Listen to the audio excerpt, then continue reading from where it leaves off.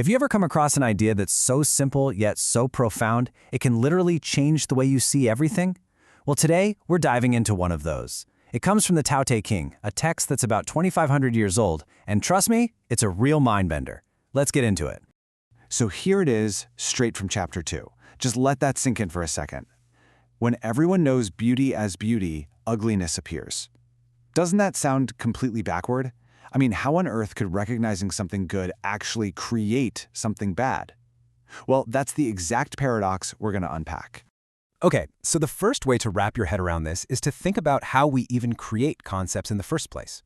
Imagine the moment we decide to draw a circle around something and label it beautiful. In that very same instant, we're also creating a brand new category, everything else that's outside that circle. And here's the really crucial part. We don't just create a neutral, not beautiful box. The argument here is that this act of defining what's in can lead us to reject or even look down on whatever's out. The very idea of ugly can't exist until we first decide what beautiful is. They're like two sides of the same coin, and they get created at the exact same moment. Now, this way of thinking isn't just something you find in Taoism. Turns out this idea of codependent opposites is a huge deal in Buddhist philosophy too, and they actually have a specific term for it that makes the whole concept even clearer. The term is guandai xiang cheng, and what it basically means is that things need each other to even have a definition. They complete each other's meaning. Nothing just exists on its own in a vacuum. It's all about relationships, and, you guessed it, comparison. Just think about this for a second. Can you call yourself a father if you don't have a child? Nope. Can you be a son if you don't have a father? No way. The very identities of father and son are completely tied together. You literally can't have one without the other. They define each other into existence. So let's try to apply this to something a little more, well, concrete. I'm going to ask you a question. Is a person with $1 million rich? Now, your first reaction is probably, yeah, of course. But if we use this principle of mutual dependence, the answer gets a little more complicated. Because it all depends on who you're standing next to, right? Compared to person A, who's got a single dollar, that $1 million makes you seem incredibly wealthy. But put yourself next to person C, a billionaire, and suddenly that very same $1 million can make you feel kind of poor. The number didn't change, but what it means, rich or poor, completely flipped. And this right here is the big takeaway. All these concepts we use, rich and poor, beautiful and ugly, good and bad, they aren't these absolute, rock-solid qualities that things just have. They are judgments, and they're judgments we make based on comparison. They are always, always relative. Okay, I can guess what some of you are probably thinking right about now.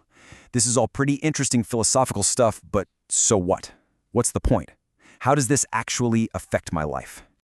And that's a totally fair question. You might be thinking, look, I get that it's all relative, but I still think sunsets are beautiful and kindness is good. What could possibly be wrong with that? Well, the source material suggests the problem isn't actually the comparison. The real trap is lurking one step deeper. The real problem, the thing that causes all the trouble, is what we call attachment. It's what happens when we totally forget that our judgments are relative and we start treating them like they're absolute, unchangeable facts about the universe. And there's a word for this too, zhizhuo. It literally means to cling or to grasp onto something. It's that mental process of taking our flexible, context-dependent opinions, this is good, that is bad, and letting them harden into these rigid, non-negotiable rules for how the world works. And that is where the trouble starts. So if attachment is the real enemy here, then understanding this whole system of relativity is the key to our freedom.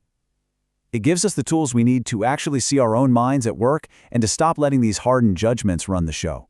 Let's use a really powerful example. Most of us, right, are deeply attached to the idea that life is good. It seems obvious.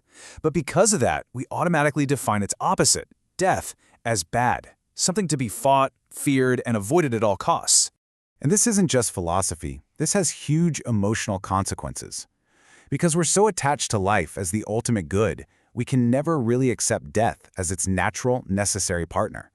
And that rejection, that zhizhuo, is the very thing that causes so much fear and suffering when we or the people we love have to face it. So here's kind of the roadmap. First, you really get it in your bones that things are relative. That's the guandai part. Then you use that new lens to look inward and spot your own rigid attachments, your zhizhuo.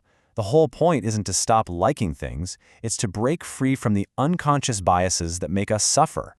Now, a really common misunderstanding here is that this whole philosophy is supposed to lead to a life where you just don't care about anything. You know, if good and bad are just made up, why bother? But that is totally missing the point. And the source makes a fantastic distinction here. You can know that sugar is sweet. You can enjoy the taste. That's not an attachment. The attachment that you draw happens when that enjoyment turns into an unhealthy, compulsive craving that you can't control. This whole thing is about getting freedom from obsession, not freedom from enjoyment. And this gives you a really practical tool. The next time you feel a super strong, obsessive thought pop up, I have to get this, or this situation is the worst thing ever, you can consciously take a step back and remind yourself, wait a minute, this feeling is based on a relative comparison. This is not an absolute reality. Just doing that can start to loosen its grip on you. So, what does a life with less attachment even look like? Well, the idea is that this freedom naturally leads to more compassion. The ultimate big-picture goal might become helping other people wake up from their own attachments. And on a simple, day-to-day level, it just means focusing your energy on forming positive, helpful connections with the people all around you. Before we wrap this up, I think it's really important to know where these interpretations are coming from. This whole analysis, which connects these ancient ideas so clearly, comes from the work of a fascinating scholar. So the source for this is I-Hung Chen, and when you look at his background, it all makes sense. He's got a PhD in Chinese literature, and his research is focused on the very things we've been talking about, Taoism and Buddhism. But here's the cool part. He also has deep personal experience in meditation, specifically from the Nyingma school of Tibetan Buddhism. It's that mix of deep scholarship and actual practice that lets him explain these ideas with so much clarity. And so I want to leave you with a question to mull over. Think about the things you believe are absolute truths in your life, the things you see as undeniably good or bad or right or wrong. Is it possible that any of them, like beauty or wealth, actually need an opposite to even exist?